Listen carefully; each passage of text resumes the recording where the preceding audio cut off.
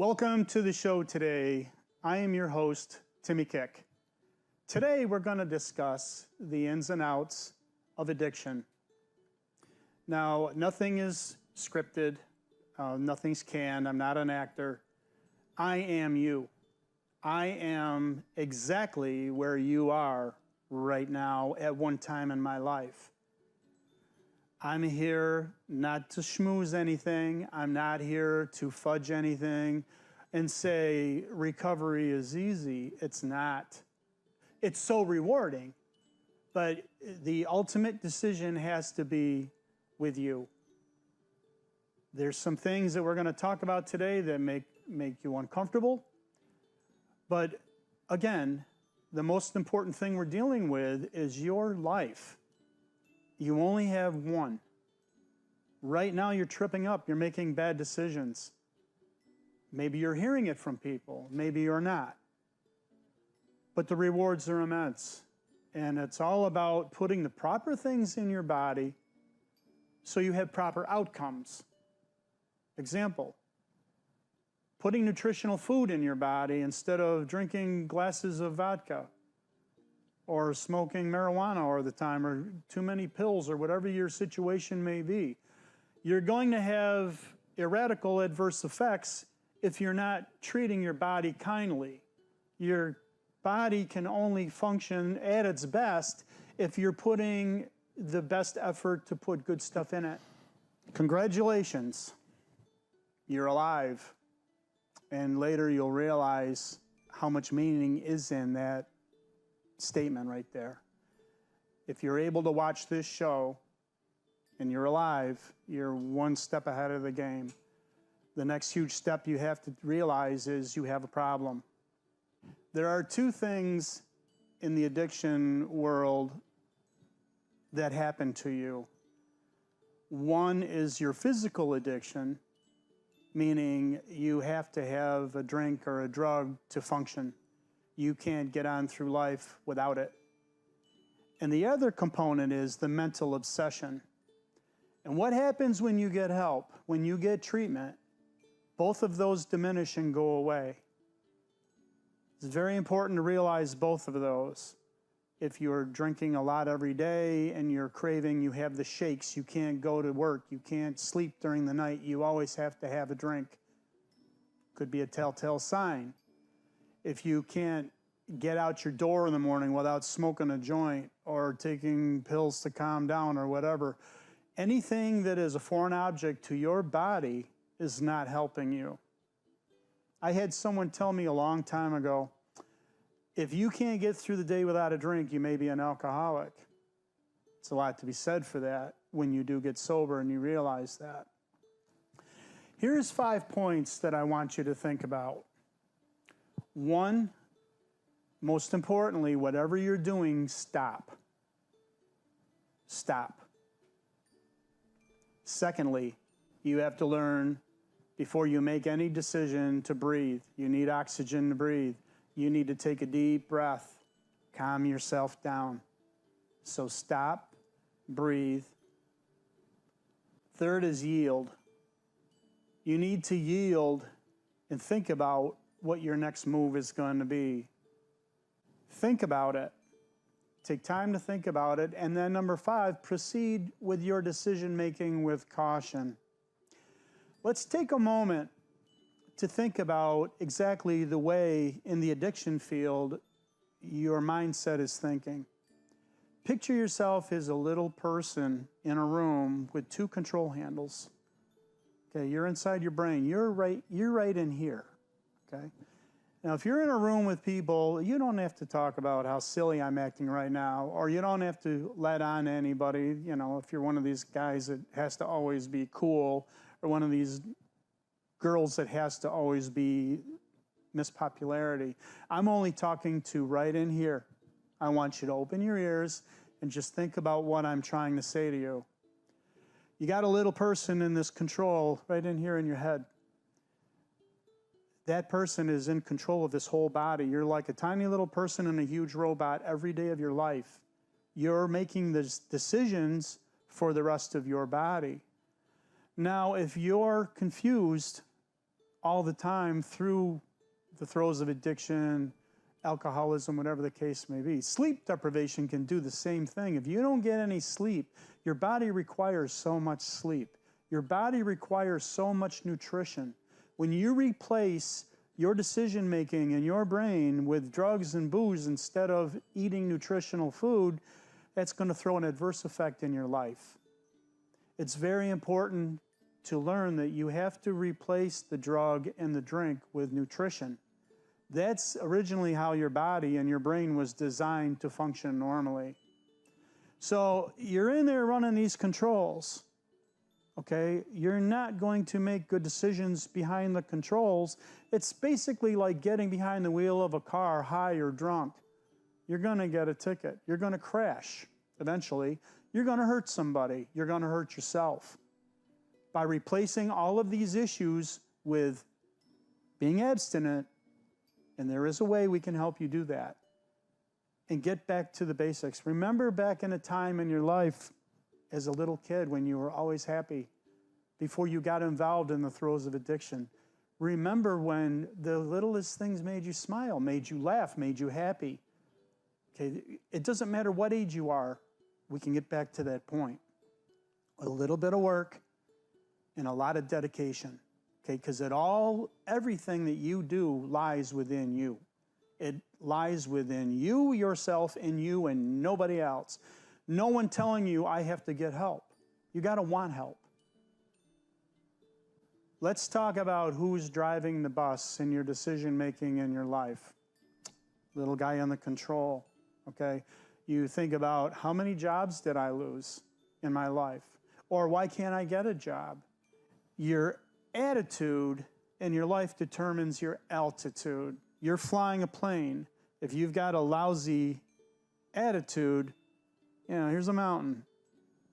You're going into the mountain. If you have a great attitude, you have got a great altitude, looking down and enjoying life, not struggling on the bottom, trying to get up in life. When you're under the throes of addiction or alcoholism, you're constantly battling everyone else to make them think you know what you're doing. You don't know what you're doing. Okay, I remember, because I am an alcoholic and I am still in recovery after all these years, I used to get so mad at people to say, they don't understand me. They don't understand what I'm going through. Okay, I was a single parent. I was a single dad with 2 little kids. Nobody cares. When you go to work, nobody cares. They want you to do your job and do it well. They want you to show up on time. They want you to go home on time. They don't want to hear excuses. Nobody does. And as your kids are getting older, your kids don't want to see you flipping and floundering all the time. They want to see you doing well and be happy. I have a multitude of things that went on in my life to create the problems that I have. I have sleep apnea. I have a hard time sleeping at night. The smallest thing can wake me up. Used to drive me nuts. Okay, I would use that as an excuse. Do I really think I need to get help? Maybe I need someone that I don't know to talk with me and really listen to me and help me realize that I do need help. We'll get to that in a minute. The other thing to think about too is it me or isn't it me? When you're that little guy in the chair, you're making that decision. Is it me or isn't it me? Is this how I really feel? Is this the way I want to act out in this? Am I being rational? Am I making smart choices, smart decisions? The biggest thing that trips up people is peer pressure, outside influences. Do I fit in? Am I cool enough? Am I part of the group? How come I'm not going out Friday nights and meeting them at the same old bar, the same old place? They're depending on me. I'm the life of the party. How do you feel the next morning? Oh, if I had a dime for every time I woke up with a hangover. Sunlight hurt my eyes. I couldn't think straight. And let alone going to work, getting through Sunday and resting, and then having all of these craving issues and problems. I know with me, I always had a weight issue, and I would starve myself and drink instead, so I look good in my clothes. Am I chiming in with anybody on this? It was all about how people were viewing me all of the time. Okay? You don't have to put yourself through that anymore. You don't. Breaking the chain of selfishness. I know when I was in the throes of addiction, I was very selfish. Ironically, from the moment I woke up in the morning to the time I kicked off my shoes and went to bed at night, I knew exactly how my day was going to begin and how my day was going to end. When you're drinking as much as I did, you only think about the obsession of the addiction. I don't want to go through shakes today. I don't want to have migraines today. I knew how much I had to budget myself to get through that day. When you're completely sober, you're breaking the chains of addiction. Every day is a mystery until it becomes history. I know I sound like Dr. Seuss right now, but it is true. Every day you get up and you don't know how your day is going to go and you don't know how it's going to end, there is a level of excitement in living your free life. What to do to get help? 90% of the time when people are in the throes of addiction, people are in the throes of alcoholism, number one, I'm better than that. He's worse than me. She's worse than me. Always minimizing your level of dependency. You have to look at where you are. Don't compare yourself with everybody else or anybody else. This is about how you want to feel every day of your life. There's things you need to address in your life when it comes to getting help. One, most importantly, you have to admit you have a problem and you're willing to change that problem. Now, no one is going to influence you. No one is going to say to you, you need to do this for me. Don't get help to help your relationship with your boyfriend or your girlfriend or your mom and your dad or your neighbors or your friends at school or your classmates. You're doing these decisions strictly for your life. No one is going to hold your hand. Okay, you got yourself in this position. You put yourself in this chair right now. Now you got to figure out how to get out of this chair. You want to get back to your old happy self. There's nothing happier than being happy with yourself. Don't do this for someone else's benefit or you're being pressured into doing this. You need to do this strictly for yourself. The rewards, I'll tell you what the rewards are. The rewards are times 10 of what you ever imagine. If you have to give up your car to get rid of your car payments, if you have to give up your apartment for a while and get help, it's worth it times 10. I've done it. You need to only take care of you. When you go into a treatment facility, you're going to be fed. You're going to be taught every day. It's the greatest thing in the world. When I put myself in treatment, I always treated it as a college course. I did, but I do that with everything that I do. I didn't go back to college till I was 58 years old. I graduated with my degree when I was 60. I'm not afraid to reinvent myself. And you shouldn't be either. Don't feel, well, I'm in my 20s and I got to look cool. Any age you are is better than not having an age at all. If you don't do something about your problem, it could spiral. You could end your life. We don't want that. We want you to constantly think about getting back to where you want to be, not sitting where you are complacent and then slowly but surely running down and ruining your life. Remember, in life, there is no dress rehearsal. You only have one shot. You only have one life.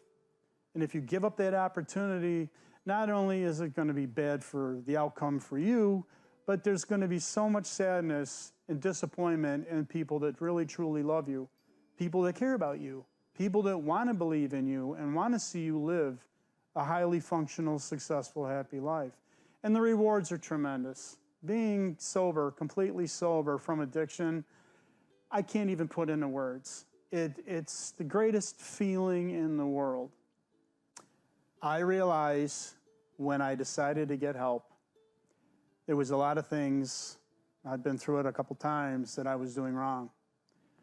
I had to realize that everyone in the room getting help is sick. Do not, and I can't emphasize this enough, do not go into rehab situations or help situations looking for a companion, looking for that girlfriend that's getting help just like you and you have something in common with, or that boyfriend. I've seen that happen. It always ends up in destruction. Believe it or not, after you get out of a treatment facility, you're not going to ever see these people again. Most of the time you will never encounter, at the time where you're supposed to be getting help and keeping focused on you, don't take the focus off of you and put it on somebody else to make yourself look better. You have to be selfish and vigilant with your life. You're there for only one reason, and that is to improve how you feel and how you think with your life. Recovery is precious. Recovery is something that you need to give 150% of every single day. You're not going into recovery to impress anybody. You're going into recovery to be the best that you can possibly be. You're going to meet all kinds of people. You're going to meet people that totally blow you away, that you look at highly or the other way. Just remember, who are you there for? You're there for only yourself. When I went to treatment several times, I learned an awful lot about myself, and I learned a few things from other people. You take a little bit, you give a little bit.